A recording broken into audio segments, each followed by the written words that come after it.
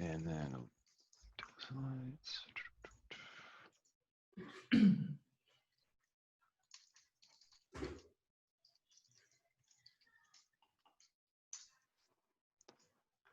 So Beata, you were saying you like to see people's faces, so we'll leave some cameras on so you can get some crowd reactions. Perfect. And yes, so I understand from Roman that people will just jump in when they have questions, right? Yeah. That's right. Yeah. Yeah, we find that it just sort of works better. Do you see now on my screen, I'm sharing screen, you just see slides, right? You don't see the panelists, the people. That's right. Yeah, we just see your slides. Yeah. I mean, it's the way that each one of us sets it up, but we see your slides. Okay, perfect. Yep. And then we can see your cursor as you move it around, so you can use that to point at things on the slide or kind of circle things. Yeah, and you don't see chat, right? Because that's what always puzzles me. Yeah. We can see chat. But it's all about how you set it up. We can't see the. No, you don't see it if I open it on my screen. No, we see our own version of the chat. We just see your slide. Yes.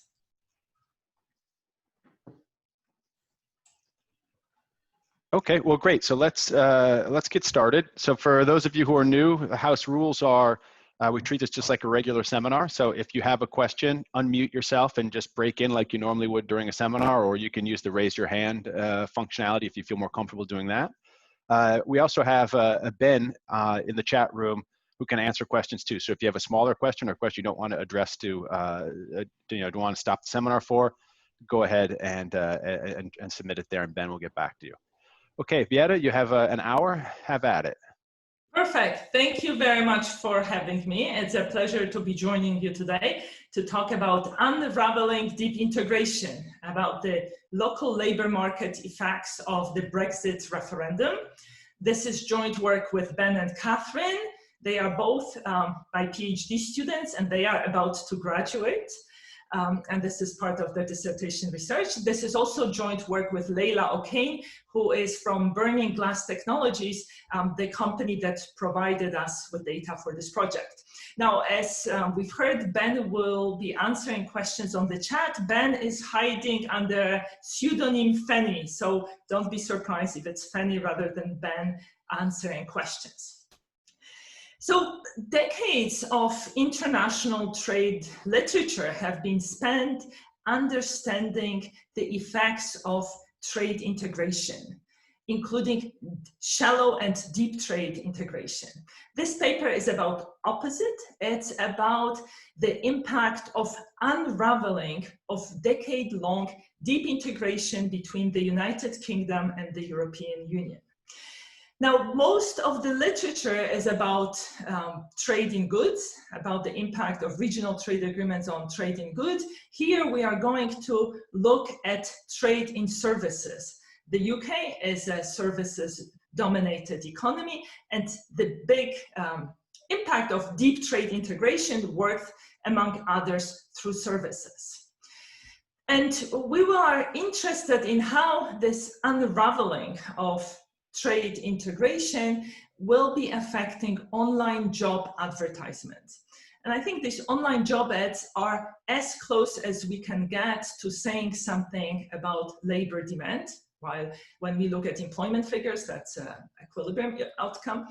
And they also allow us to track things almost in real time. So these are fairly high frequency data that we can use. And I think the understanding what happens when trade disintegration takes place matters very much these days, when there are lots of trade tensions, and because of COVID, there are more and more protectionist pressures happening. So in a sense, understanding the impact is quite relevant, and maybe quite relevant for the future. So more specifically, what we ask in this paper is, how did the threat of future trade barriers the United Kingdom will be facing where trading with the European Union, how will it affect labor demand? And to proxy for labor demand, we use a quasi-universe of online job ads covering the period 2015 through 2019. We will be using data at monthly frequency, and in particular, we will be looking at the impact of Brexit referendum, which took place in June 2016. Our analysis will take the perspective of localities of what in the UK is called travel to work areas. So this is akin to US commuting zones. And we will look at both services and goods, but all the action in the UK will be on services. And that's perhaps not surprising because UK is dominated by services. We will take into account other channels, but most of our results and interest lies in services. Just to give you a preview of the results, I will try to convince you for the next hour or so that localities that are more exposed to the threat of future barriers to export of services reduced hiring after the Brexit referendum relative to less exposed areas. And this impact has been particularly strong for financial services, and it is particularly strong for skilled job ads, so job ads for skilled jobs, for professional jobs. So these are the good jobs, the high paid jobs that are being affected. We speak to several strands of the literature. So there is a literature that looks at labor market effects of trade integration. Here we look at the opposite, disintegration. We also speak to the literature on Brexit and protectionism resulting from the US-China trade war. In contrast to the existing studies, we focus on services, while other studies look more at the goods channel or FDI or more aggregate effects. And finally, we speak to the literature on online job posting. If you just take first look at the data, so posting seasonally adjusted, you see big divergence between the trend in the US and in the UK. The vertical line, that's the time of the referendum. So in the UK, job adverts went down, while in the US, they increased quite significantly. Now, I realize that my audience is mostly the US based, so let me give you a very quick background on the Brexit story. So as you may remember, the UK has been the least enthusiastic member of the European Union. The British public has been sold on the European community, which later became the European Union, as a trading agreement. So as the integration process within the EU has been progressing, parts of the British political establishment and of the society have been becoming more and more uncomfortable with the EU, and the skepticism has been growing. And that has led the Prime Minister David Cameron to call a referendum, in a sense in the hope that the discussions within his party will be resolved once and for all. This referendum happened in June 2016, and it delivered a huge surprise. Basically, until the day before the referendum, most people believed the vote would go in favor of remaining in the EU. However, the day after the referendum, the world woke up to a surprise. Brexit was passed with 52% of votes, with 48% against. So a very tiny margin. And the reason that the way you can see that this outcome was unexpected is reflected in the fact that the pro-Brexit establishment had actually no plan ready for what the trading relationship with the European Union would look like in the post-Brexit era. So then what happened was a long period of political discussions or wrangling, which culminated 2 years later in July 2018 with a white paper, which the government of Theresa May published with its vision of what the post-Brexit future would look like. And in one sentence, essentially, a trade-off was made between gaining the ability to control migration from the European Union in exchange for having lesser access to services in the European Union. And as you can see, if you just look at the overall trends in jobs, there wasn't that much happening for about a year and a half, or even 2 years. And only after that, there was a reaction. That's because there was uncertainty. Nobody really knew what was going to happen. And also the pro-Brexit faction kept the public believing that Brexit would have no negative effects, essentially, whatsoever. It would come at no cost. It would bring only benefits. Yeah, just, yes. If you go back to that figure, that you're benchmarking against the United States. If you had a benchmark that was France and Germany or Spain, like the European Union, would we see more similar employment dynamics? I just worry about the United States, given there was a pretty big tax bill passed. This is just this is just we are not going to compare anything to the US. Okay. This is just to give you a sense of what was happening. So let's not worry about that. Okay. So the referendum, as I mentioned, the result was unexpected. So we think of this as sort of unexpected shock, sudden realization that there may be barriers that UK exporters of services will be facing. Services account for 4/5 of the UK output and about half of its exports. And financial services are particularly important. They account for about 7% of UK GDP. And here is the story that if the UK leaves the single market without an agreement on services, it will be treated as a third country by EU member states, and it will be trading with the EU on WTO terms, so meaning using commitments in the GATS.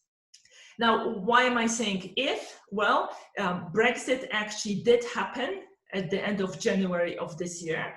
But as of today, we do not know what the future will hold. So until end of this year, the UK is in the so-called transition period, but no agreement has been reached as of today on the future trading relationship. And the time is running out fast because whatever agreement is reached, it has to be ratified by national parliament in most of the member states. So this whole thing has been a very big shift big shock for services sectors. EU single market is the most integrated area for trade services in the world. So exiting it is quite a significant shock. Now, as I mentioned, we will take the perspective of local labor markets. These are called travel to work areas. There are 225 of those areas, though we will exclude Northern Ireland, which will leave us with 218 localities. These areas are defined as places where 3/4 of residents work there, and 3/4 of people who work in the area also live in the area. So it's this kind of circular definition. Travel to work areas must have an active population of at least 3,500, but they range very much in size, from localities with about 7,000 people to London, which has over 8 million people. This is just a map of Oxford, which is one of travel to work areas. Now, we will know the composition of employment in each of travel to work areas by 4-digit SIC codes. We will look at composition of employment in 2015, and that will come from Business Register and Employment Survey, which covers about 91% of the UK labor force, and that's the best source of the type of data. We'll also bring in data on presence of EU migrants, trading services, and trading goods. So the first thing we want to do is think about how to measure the potential barriers to services exports the UK is going to face after Brexit. Luckily, the OECD produces a services restrictiveness index, which quantifies those barriers. And for EU member states, they they quantify these barriers vis-a-vis other EU countries, as well as vis-a-vis third countries, meaning countries that are treated using the MFN approach. Here we use the term European Economic Area rather than the EU, because countries such as Iceland, Liechtenstein, and Norway are part of the single market. So the OECD, the index looks at restrictions, for instance, on foreign equity shares in a sector, on mergers, on requirements that professionals active in a particular sector need to take local exams, on regulations pertaining to services products, and as well as assessing transparency of regulations. We focus on 2014. This is 2 years prior to the referendum. And we will focus on professional services, so that's finance, insurance, legal services, accounting, ICT, telecoms, engineering, and architecture. And basically what we will do is, if you look at this STR gap, this is the difference between how each EU member state treats countries outside the EU minus how it treats countries within the EU.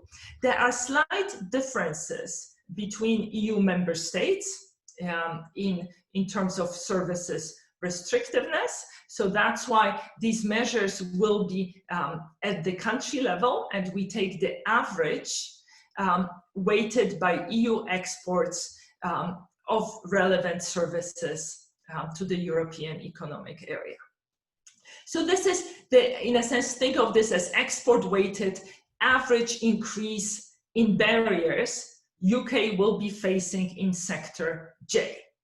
Then we want to take into account how important exports in sector J are. So we look at exports of services J, so let's say exports of financial services per person employed in this sector in the UK in 2005. So this is measured in terms of pounds per worker. And then that gives us exposure of each services sector J to future barriers.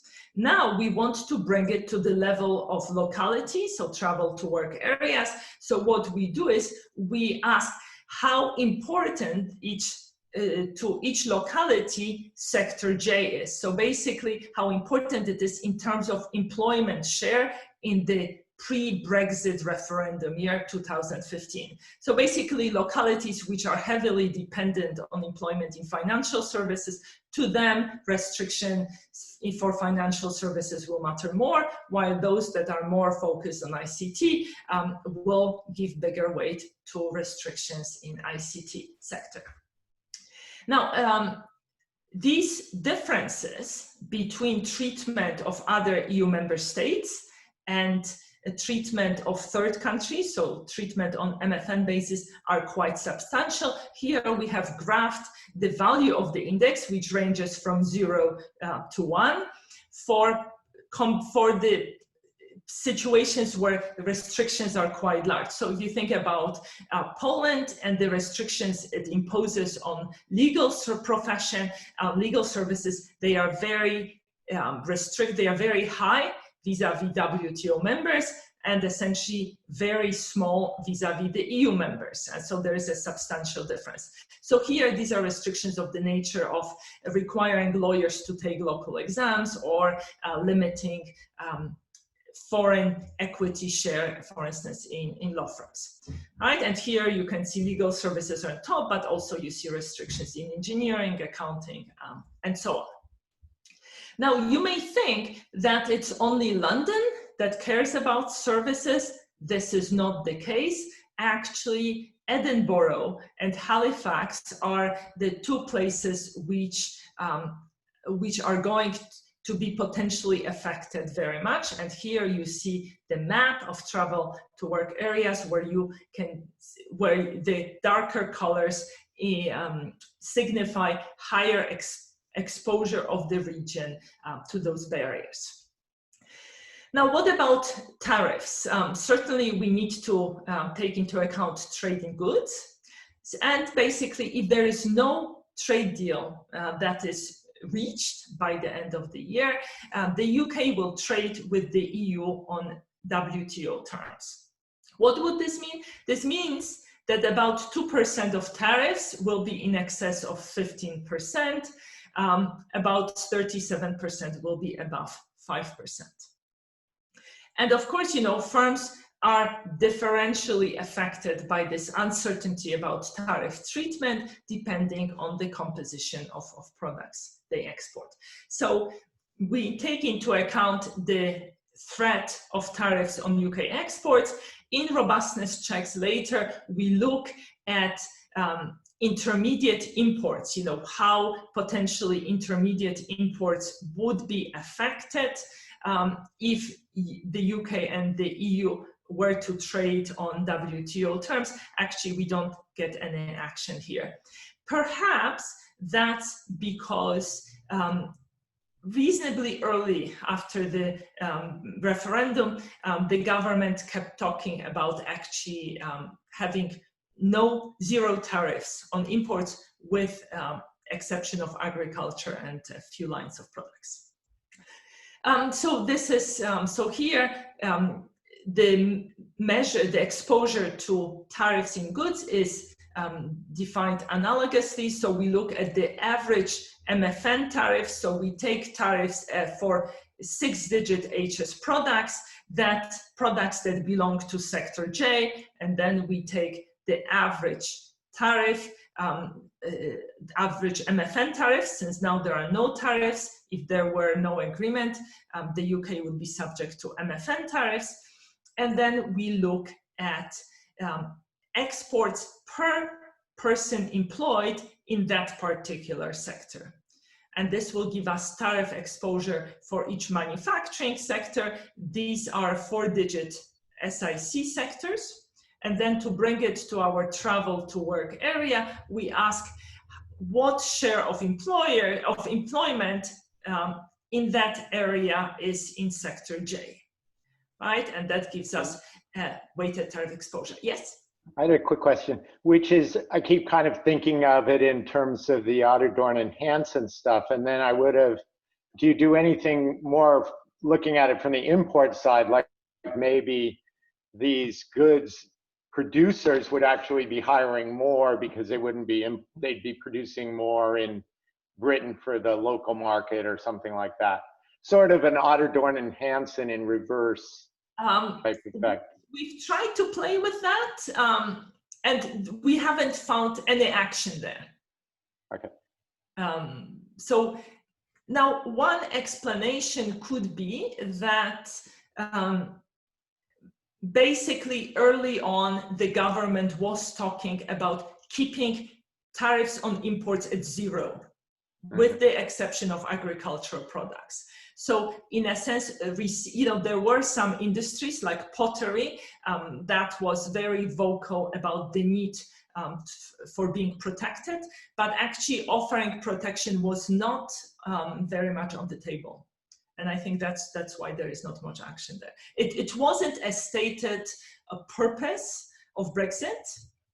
And actually many of Brexit supporters, at least in the parliament, are also free traders. So it's kind of an interesting, perhaps, contradiction. So Brexit to many was about regaining sovereignty, not about the lack of free trade.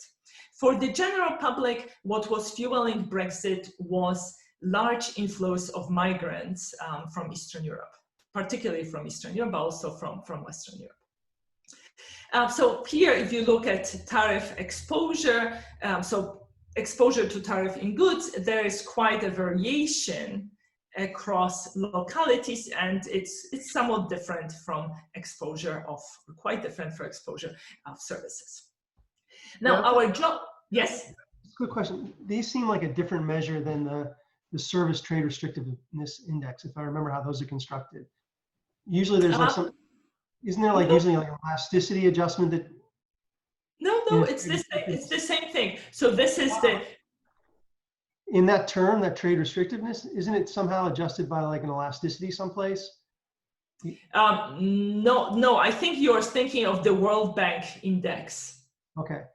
I think you're thinking of the indices produced by the World Bank for goods. This is OECD index. Okay, but is there some benefit to doing something a little bit more sophisticated that would control for elasticities? So you really, you know, an industry that basically has a low elasticity, this, if the tariff goes up, it has no impact.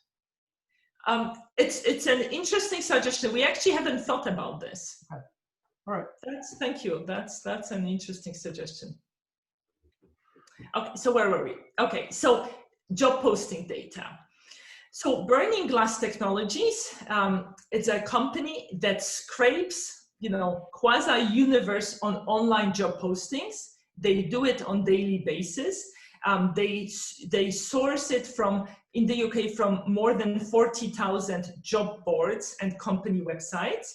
And they say that if they encounter the ad for the same job in 2 places, they clean it. So in other words, they say that they are not double counting those online job ads. During the period we are studying, so January 2015 to December 2019, we have about 30 million job adverts being posted in the UK. BGT classifies these posts by this travel to work area. And, you know, you may be asking us, you know, natural questions, you know, why are we taking perspective of travel to work areas rather than industries? Simply because it's much easier to match job ads to travel to work areas. So BGT does both, but many jobs remain unmatched to the sector. That's something that's much harder for them to do, while matching jobs to locality is reasonably straightforward. Now, when we compare the data from BGT to UK vacancy survey, it's a survey, but this is the best measure that's considered to be the best measure of vacancies in the UK. BGT covers on average 86% of vacancies reported in the survey. So these are raw data. You see the data are sort of, there's a lot of seasonal volatility. This is the referendum, you know, not much happening here, and then sort of sudden dip. In our baseline specification, what we do is we relate job postings in a given travel to work area. So remember, we have 218 of those in a given month to the exposure to trade barriers this locality would be facing after Brexit.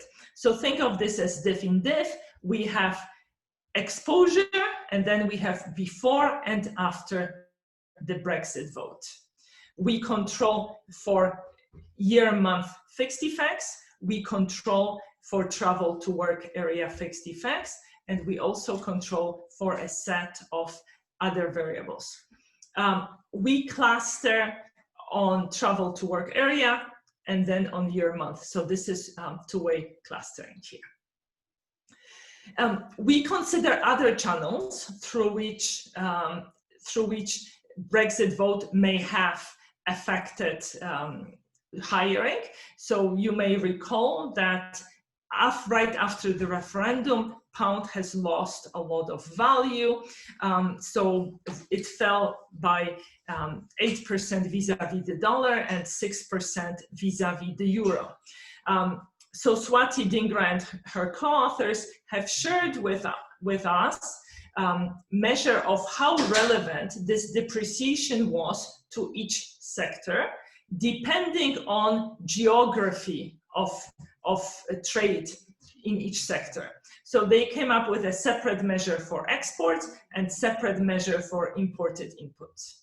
Now note that this measure pertains to depreciation which took place immediately after the referendum. So it's a sector-specific time invariant measure. So we will interact it with the post-referendum dummy. The other thing that matters is the presence of EU migrants. So the annual population survey, it's a continuous household survey. We understand that's the best source of data on presence of EU migrants. It gives us information on EU workers by region, but these are aggregated, much more aggregated regions. These are 11 regions, so-called NUTS 1 regions in the EU nomenclature. And these are EU workers in those 11 regions in sectors, also quite aggregated sectors. So these are 1-digit 6 sectors. So basically we look how important are EU nationals to each travel to work area by looking how important they are to a broadly defined sector in this broader region. And then we bring it back to locality by looking at specific employment share in our travel to work areas.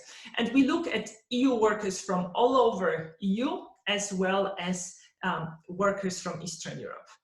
And workers from Eastern Europe have been very fond of coming to work in Britain, and as well as Ireland, presumably because of the language. So dissatisfaction with inflows of migrants has been cited as one of the reasons for Brexit vote.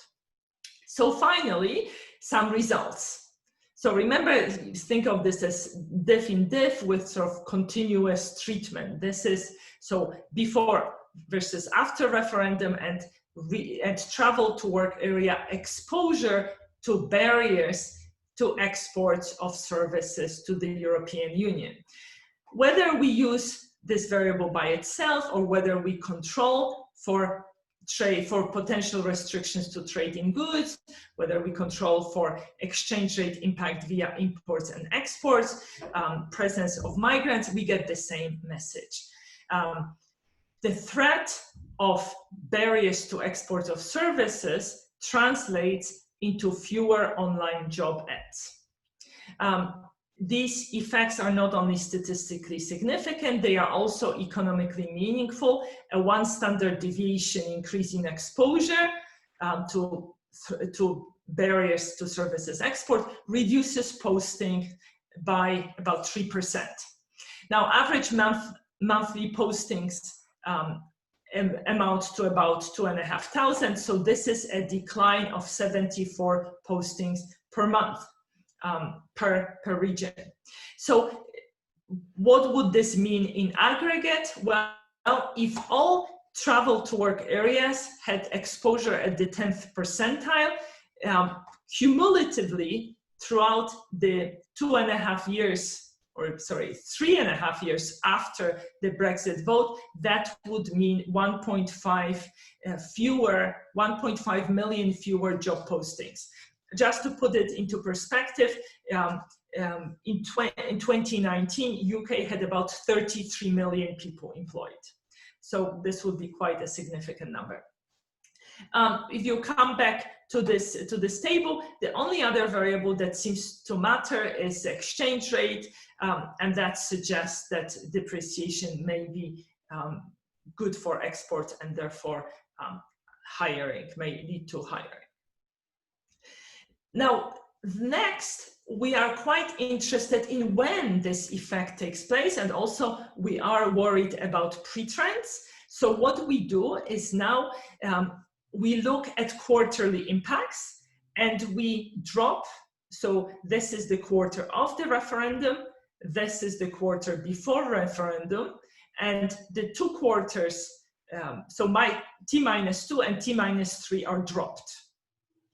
And what you see that there is no evidence of anything happening before the referendum vote. And then you see that the coefficients decline, but they are not significantly different from 0. The first significant coefficient happens in the 2nd quarter of 2018, and then there is this giant dip. So here we are talking about impact of professional services. Now, as I mentioned, the result of the referendum was unexpected, and even the Brexit supporters had no plan ready because nobody actually really believed that Brexit was going to happen. And because the public was promised only the benefits of Brexit and no cost, nobody quite wanted to talk about the potential trade-offs that are involved in negotiations with the EU. Very early on, Michel Barnier, the chief EU negotiator, made it clear that the 4 freedoms of movement within the EU are not divisible. So this is the freedom of movement of goods, services, capital, and labor. And there was a lot of soul searching, a lot of sort of wrangling. Finally, in mid-July 2018, so that's 2 years after the referendum, so here, second quarter of 2018, the government of Prime Minister May publishes white paper. And essentially, the trade-off that is made in this paper is Britain wants to retain control over migration, and it's willing to give up access to single market, access for services exports. And this is the article that appears in the Financial Times on that day, and it talks about a real blow. The City of London group lashes out at the Brexit white paper, and they describe white paper as frustrating, a real blow for the UK financial and related professional services sector. And you know, this white paper actually didn't make anybody happy, because 2 Eurosceptic cabinet ministers resigned, and one of the key Eurosceptics, Jacob Rees-Mogg, said this is the greatest vassalage since King John paid homage to Philip II. So the Eurosceptics were not happy with the paper.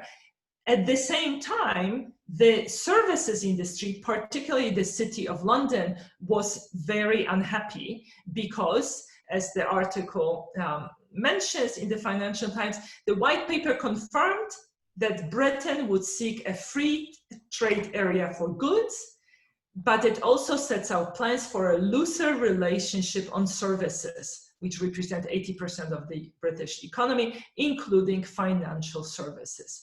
So this is a huge blow to services industries. This is the first time the government essentially confirms its negotiating strategy, and it's the first time the realization sets in that services industries may suffer as a result of Brexit. And that's what coincides with this dip here. Beata? Yes. This is Key from Hi, DC. Key. Yes, good, how to see you.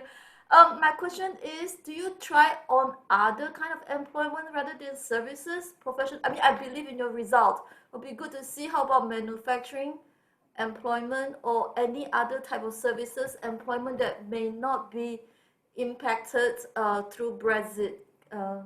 So let me just clarify what we do. So what we do, remember, we look at the job postings at the regional level. So this is all the jobs posted in a given travel to work area in a given month. And then we ask, are they affected by, so if this travel to work area is very dependent on services, this exposure to services barriers is going to be higher. So basically what this tells us that travel to work areas, which were heavily dependent on employment in services, and particularly services that would see big barriers, they saw fewer job ads. So in other words, the postings are at the level of locality. And then we ask, which of those threats, is it services barriers or tariffs or exchange rate impact that matter very much for future job postings.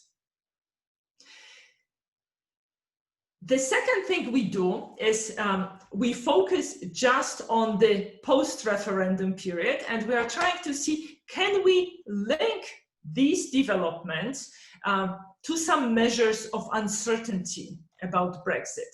So what we use is, first, we use Brexit Uncertainty Index. And this is an index that started being compiled after the vote. This is a monthly survey asking firms whether Brexit was one of the top 3 drivers of uncertainty for their business. And this index is available only in the post-referendum area. And then we construct our own measures based on newspaper searches and Google data. So here we follow loosely the methodology of Nick Bloom and co-authors of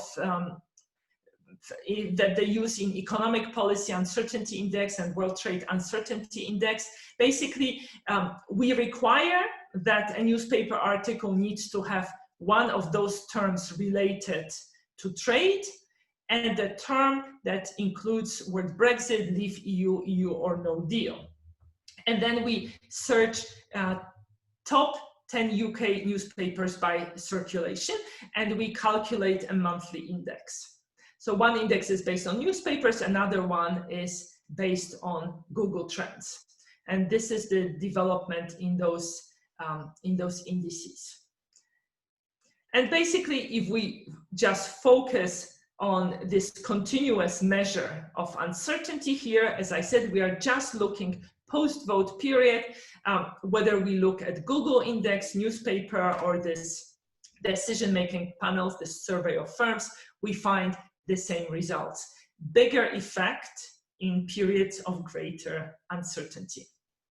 Here also, we get some results for presence of EU migrants. So basically, we see that localities that rely more on EU nationals or Eastern Europeans in employment, they tend to reduce their hiring. There is some anecdotal evidence. For instance, one of the restaurant chains was sort of well-known restaurant chains closed down, and allegedly the stated reason is the lack of Eastern European chefs who are willing to work for modest wages. It basically became uneconomical to run the restaurants. How big are these? How big are these magnitudes? If you take the average professional services exposure measure to barriers, if you move from the 25th percentile to the 75th percentile of uncertainty, this decreases postings by 2.8%. For EU national shares, the impacts are bigger, about more than 8%. Now, you may be, yes? So I'm a little bit confused about something in the sense that it seemed like your story before was that it was actually certainty about what was going to happen to trade policy that caused people to stop hiring. And now you're pushing this uncertainty story, which seems kind of like inconsistent with before. You started out by saying, listen, there was this article that came out that said Theresa May said, hey, we know what's going to happen. And that's why people stop posting jobs. And I just sort of worry that maybe like this uncertainty measure is really just picking up more news discussions about the certain uncertain resolution. So it's a fair point. Basically, uncertainty has not been resolved until now, right? So this was, these were in a sense negotiating principles of Theresa May's government, but negotiations have not been concluded. So her government came up with a draft agreement, which was subsequently 3 times voted down in the UK Parliament. Mm-hmm. So in a sense, I think the reason we'll bring this article, this was the first time somebody made a trade-off. Somebody actually specified the principles of, what it is that the UK is willing to give up, and what it is that it actually wants to negotiate. Now, this is extremely difficult proposition because there was no unity even within the Conservative Party, right? And, as you see here, this white paper sparked resignation of 2 cabinet ministers. Subsequently, Boris Johnson took over on the platform, we will get Brexit done, without actually specifying what getting Brexit done means. So the truth is nobody knows what will happen. But I take your point that there is perhaps some tension here. Now, you may be wondering, is this, could these be some global trends in hiring in services? Maybe some services like financial services are suffering globally. So what we did is we created a placebo outcome. So we looked at US postings in a given sector, and we said, well, okay, if each travel to work area kept its employment share, but its postings were similar to US postings in that sector in that month, would we see any effect? And you see no effect whatsoever. We also tried to experiment with, putting US postings on the right-hand side. There doesn't seem to be any action there. So next, what we looked at is skill breakdown. So high-skilled jobs versus low-skilled jobs. In the UK, there are 4 categories of skill. So we take the top 2 as high skill and the bottom 2 as low skill. So it's kind of, think of this above medium, below medium skill. And what you already see in the raw data is that action is mostly on high skilled jobs. And we are repeating our table. It's just that now the outcome variable is log postings in a given locality, given month, either for high-skilled jobs or for low-skilled jobs. And not surprisingly, you see that threat to services exports matters mostly for high-skilled jobs, because these are the services that the UK is exporting. So the coefficient increases in magnitude relative to the baseline, and 1 standard deviation increase in the threat of barriers leads to high-skill postings going down by almost 4%. So that's a reduction of 61 job ads for high-skilled jobs per month per locality. Can I ask a question? Sure. Hi, this is Shafat. So you have data on regional postings. Do you have data on how many firms are doing it, whether it's intensive margin, extensive margin, that might have some implication for? No, I see. we don't. We would love to have that, but that's not available. And Okay. it's not available to us. So the next thing we do is we look at each services sector separately. So meaning we consider barriers to finance separately from barriers to engineering, information services, legal, insurance. So it's basically our measure is in a sense split into 9 measures. The left-hand side variable is still the same, postings at the level of locality in a given month. And we have 5 columns because, we control, as before, we add controls gradually. And what you see, not surprisingly, financial services are highly affected, engineering exports, information services, and also legal services. You don't see any impact on telecoms, computers, accounting, architecture. Now we want to zoom in on financial services. This is where the bulk of the discussion has been going on. This is a sector in which the UK has comparative advantage, which brings a lot of revenue to state coffers. And essentially now, under the single market, a financial services firm from any EU member state can operate freely in another member state.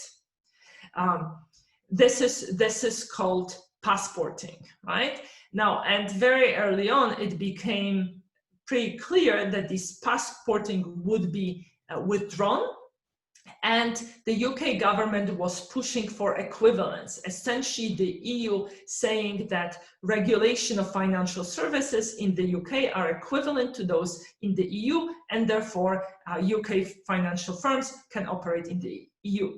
Now this creates a big difference for 2 reasons, because equivalent rules, this equivalence, the right that's given by equivalence, can be withdrawn at any time and with very short notice. And second, the alleged purpose of Brexit was to diverge from EU regulation. So essentially, trying to bank on having equivalent regulations just made no sense. It would defeat the purpose of Brexit. So this was the sector that was mostly affected. So now we zoom in on this sector, and just wanted to mention that 2/3 of all jobs in the financial sector are based outside of London. And for financial sector, it's such an important industry that actually we have regional exports of financial services to the EU, those nuts, one region. So these are 11 regions. So it's essentially same definition as before. It's just that now we know what's the amount in terms of pounds of exports to the EU of the financial sector in each part of the United Kingdom. And when we, again, we show you that there's a lot of geographic variation. And when we do this exercise, the message is basically same as before. And the impact, the magnitudes are quite similar. 1 standard deviation increase in exposure translates into 3% fewer job postings. If we look at timing, again, the timing is quite similar. This is the timing of the white paper being published. Let me just speed up. Then when we split this into high-skilled jobs and low-skilled jobs, for financial sector, we actually see impact on both, perhaps because, you know, financial sector presence of banks in city centers fuels all the other catering, hospitality services. This is a big plea now from the government for office workers to come back to city centers because the hospitality sector is dying at the moment in the UK. When we look separately at jobs by occupation, so these are, the left-hand side is now job postings in a given locality in a given month.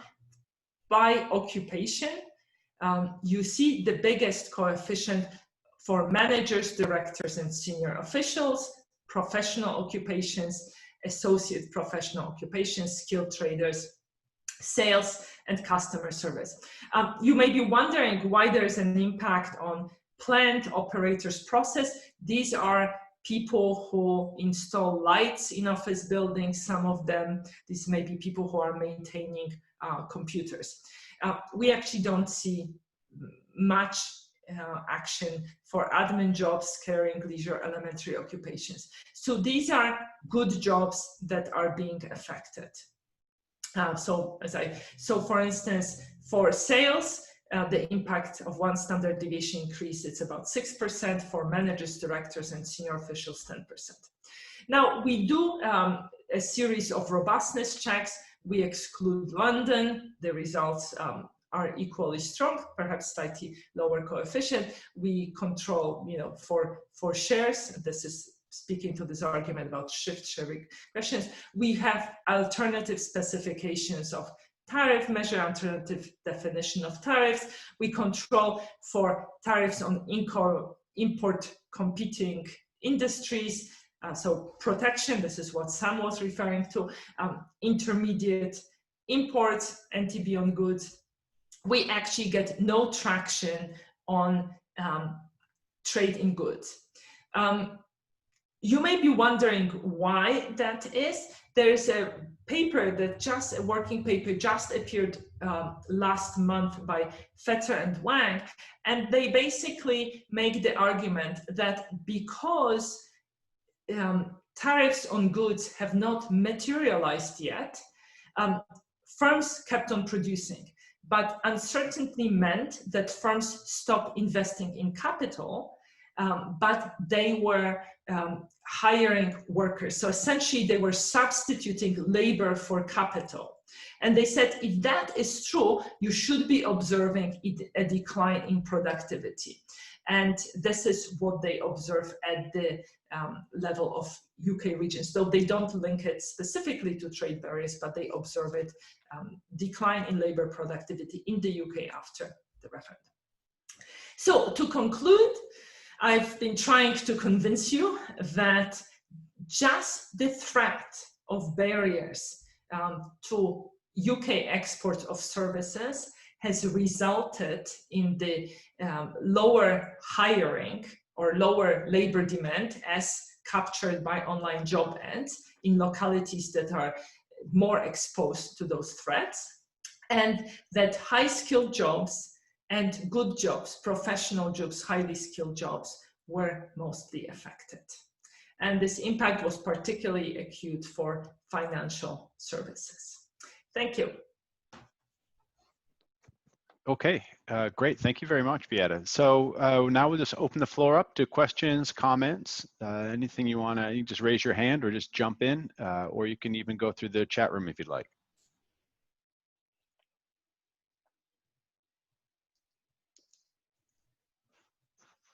Well, so I'll add something. So, I mean, I think it's great to find that this reallocation is taking place before the trade barriers change, right? It's evidence of some forward-looking decision that is happening differentially across sectors.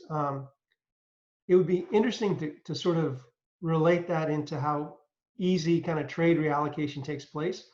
So what's going on with financial services, is it really happening somehow because it's really easy to kind of shift financial services across countries, or is it something so I guess that basically comes back to like an elasticity, right? If the elasticity of financial services is really high, then you would expect, because you're using those tariffs instead of like an elasticity adjusted tariff, we should start seeing that having a bigger effect. But it's also different kinds of jobs are going to be kind of, you could think about certain kinds of jobs get churned over more often and shouldn't get affected by this future change in barriers, like,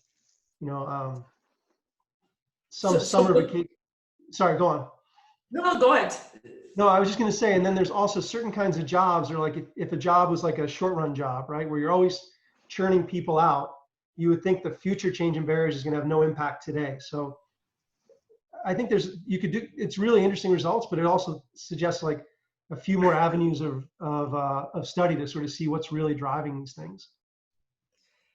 So this is a valid point. So, who is easier to move, or whom do you need more, right? So in a sense, the fact that highly skilled people, highly skilled jobs are affected, perhaps suggests that there's truth to the story of financial services firms moving from the UK to the continent, right? Because these are the people who are the key to your operation.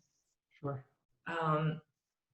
Yes, I guess we would need to think more about elasticities. Ben, did you want to add something?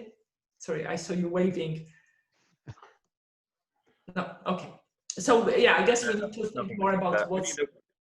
Only that it would be, there's some possibility that the French postings data will become available at some point, because it's in French, it's a lot more complicated for the technology they're using to scrape it. But if that happens, it could be quite interesting to see what's happening over there at the same time.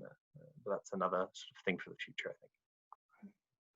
Yeah, I mean, So, in some sense, if you see movement there. No, but in some sense, if you control properly for the elasticities, then we shouldn't see differential effects across sectors, unless it's something about the investments that people are making, which is going to come back to the elasticities. So, thank you.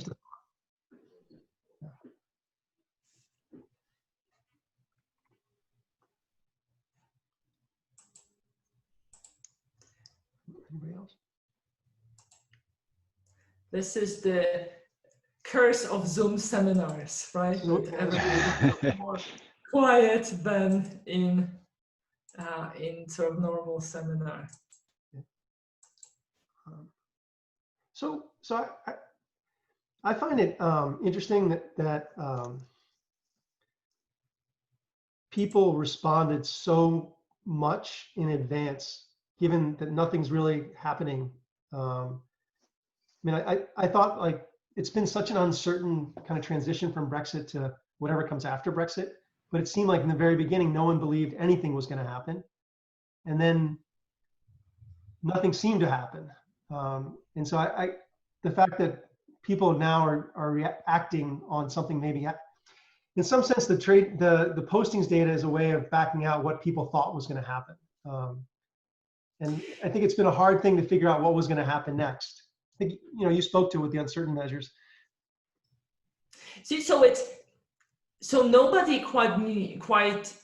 has known and knows at the moment what exactly will happen, but there is certainty that something will happen. So, for instance, a lot of EU citizens in the UK became very jittery. You know, the government introduced a registration scheme, and essentially a scheme of permits that would allow EU citizens to stay. So, you know, people were reacting this. So in that sense, people's reactions were real. There are expectations that a big change is coming.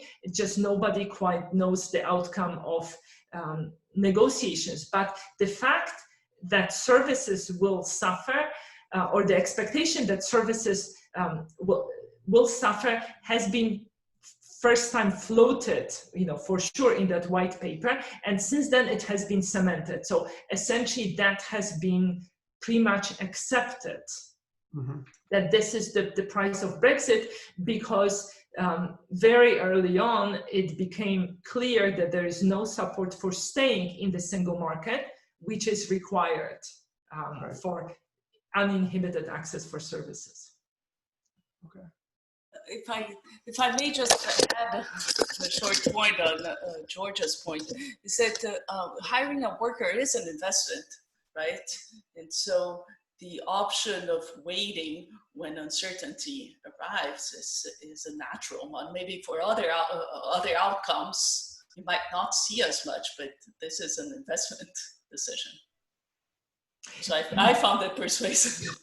And actually, that's an excellent point, Celia, because, you know, in manufacturing, or when it comes to workers with little skill, UK is famous for so-called 0-hour contracts, right? Contracts that guarantee you no hours. So then, you know, there is little investment. You can get rid of worker pretty easily. Once you're hiring managers, professional, senior management, they typically negotiate some package, right? In the event of being let go. Right, it's an intrinsically dynamic decision, forward-looking decision. Yeah. No, I absolutely agree with that. And that's why I was suggesting maybe like by the type of job, in terms of how persistent a job is, you would expect to see different responses to these shocks, right? Like, if, you know, like no one is gonna, if Brexit's gonna happen in 2020, no one's gonna not hire a lifeguard in the summer of 2019, right? Right, exactly. So it's different jobs that are gonna respond differently, depending, and kind of, I don't know if you guys can do this at the job, you did it at the job level at the end. And I think kind of loading on different characteristics of like tenure in jobs would be kind of another margin to explore. So we know occupations, right? So we would need to get characteristics of occupations from other sources. Oh, that's an interesting idea. No, it's, the politicians are giving us a lot to work with, aren't they? Yes. Unfortunately. It's the way we find out the way the world works.